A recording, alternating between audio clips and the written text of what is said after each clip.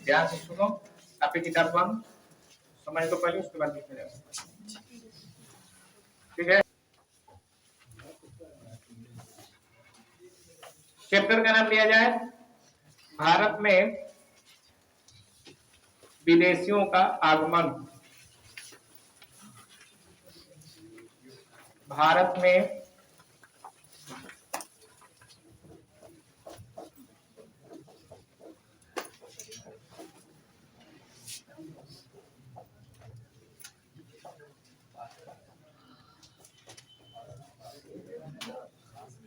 विदेशियों का आगमन। ठीक है, देखो ध्यान से सुनो, कहीं से कोई आवाज नहीं आती। भारत में सर्वप्रथम आने वाली कोई यूरोपीय शक्ति थी तो वो पुर्तगाली थी।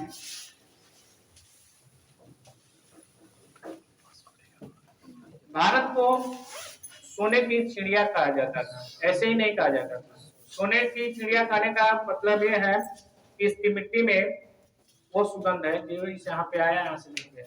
यही कारण है कि भारत में विविधता में एकता पाई जाती है। यहाँ से जो आए वह यहीं के हुए।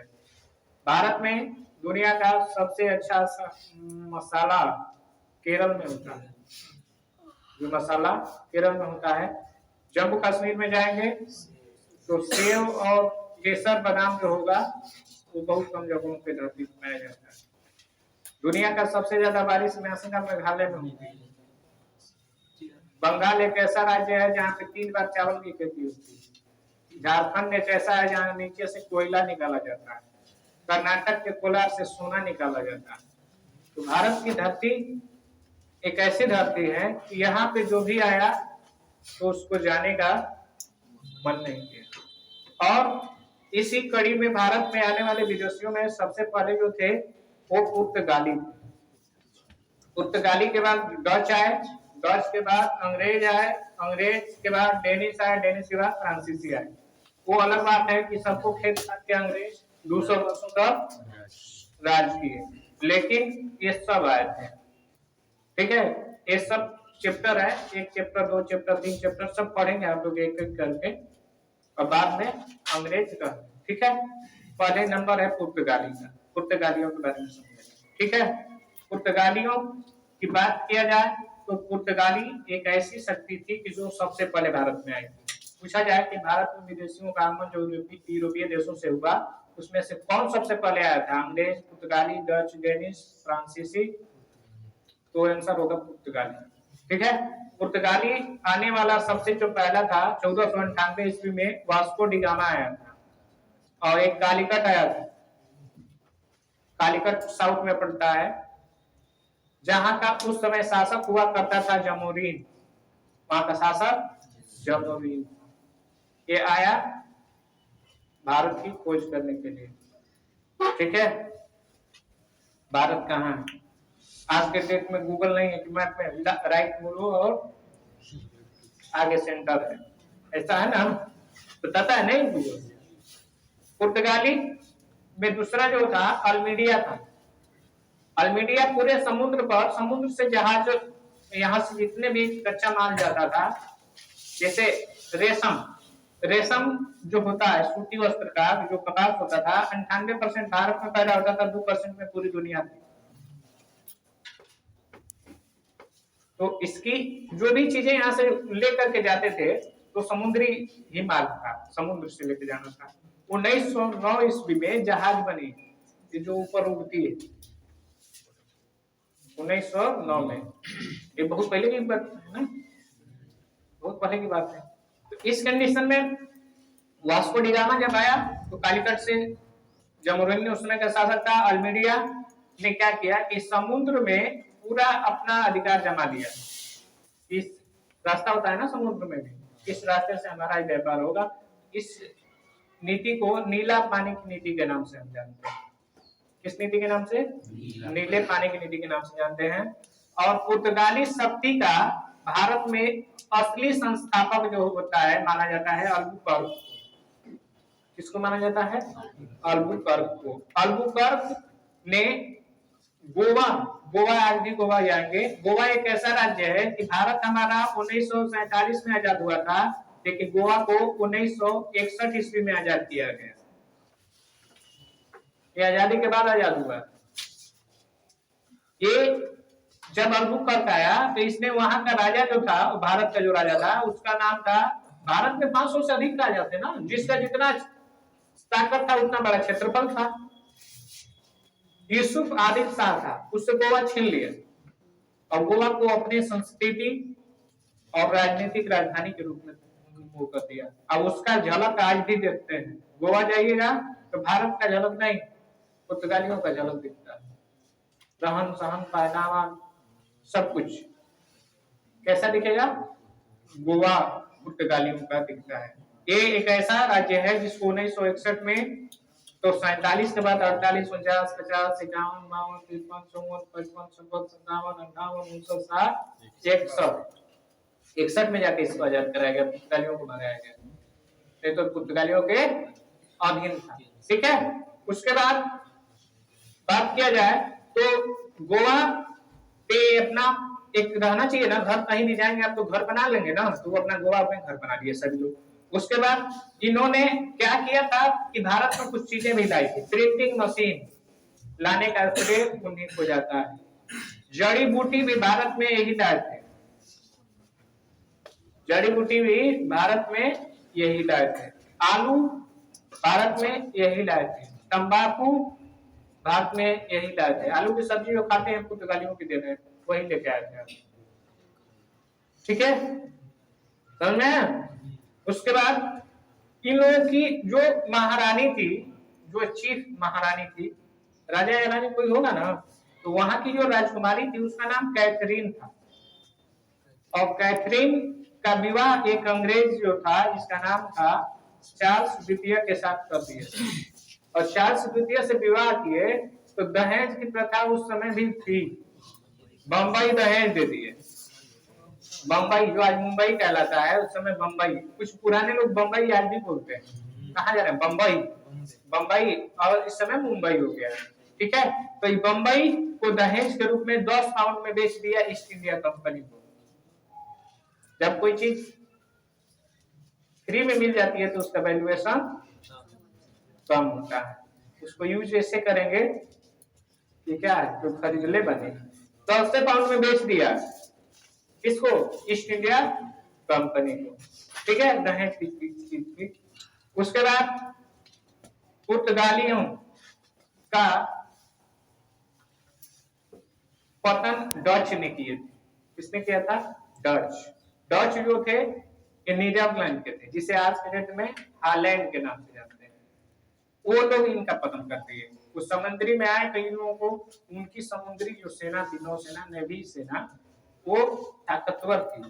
ठीक है, ये व्यापार करके लेके जाते थे, पैसा लगाई लेके तू आओ, गांव से बाहर निकलो। गांव में गेहूं के उला के लेके जा रहे हो ट्रैक्टर से, गेहूं से बाहर हुए तो कोई छीन ले, खेत के लेके ट्रैक्टर चलते तो क्या करेंगे? आप गरीब हो जाएंगे। एक बार दो बार कोई करेगा तो लाखों का सामान खरीदते हो, तो बेचोगे तब ना प्रॉफिट होगा। वो अपना छीन लेते थे। तो पतन आर्थिक तौर से और मारते भी थे। इस प्रकार से पुर्तगालियों का पतन किसने किया? डचों। और डचों की जो नौसैनिक व्यवस्था थी इनकी अपेक्षा अच्छी थी। ठीक है, डच नीदरलैंड के थे, जैसे हालैंड के थे। कार्लेलिस डहस्टमान पहला डच था जो भारत आया। ठीक है, कोई दिक्कत? ये बात हुआ पुर्तगालियों की। पुर्तगालियों की शक्ति कैसे कैसे आई? वास्को डी गामा आया, समुद्री मार्ग पर कब्जा पलमीडिया ने किया था। भारत में पुर्तगाली शक्ति का संस्थापक अल्बुकर्क को माना जाता है। इसने गोवा को अपनी सांस्कृतिक और राजनीतिक राजधानी बना दिया था। ठीक है, इनकी एक महारानी थी जिसका नाम कैथरीन था। कैथरीन का विवाह चार्ल्स द्वितीय से हुआ था जो अंग्रेज था, और इसने 10 पाउंड में ही बंबई जो इसको दहेज के रूप में मिला था, इसे ईस्ट इंडिया कंपनी को बेच दिया था। ठीक है, पुर्तगालियों की वजह से हमारे भारत में प्रिंटिंग मशीन आई, जड़ी बूटी आई, आलू आया, तंबाकू आया। क्लियर? कितनी बार लिखा जाएगा तब और डच पे चलेंगे, ठीक है? वो छपा जाए उसके बाद कोई दिक्कत है? दिखाएगा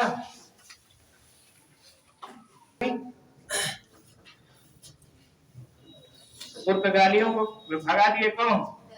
डच। और डच जब भगा दिए तो डचों का राज्य हुआ। डच किसका? इसमें कार्यकाल उसका लिखा जाता है जो राजा होता है। राजा नहीं थे, व्यापारी थे। समय रहा होगा ना पुर्तगालियों का? व्यापार का कोई समय नहीं होता। व्यापार हमेशा नहीं होता ना, सीजनिंग नहीं होता है। कपास हमेशा थोड़े उगे, सीजन वाइज होता है। किसी राजा का ना शासन लिखा जाता है। ये तो व्यापार करने के लिए आए थे, हम कोचिंग चला रहे हैं, हम लोगों ने तुम कोचिंग चलाओगे तो दोनों में रिएक्शन हो जाएगा, ठीक है?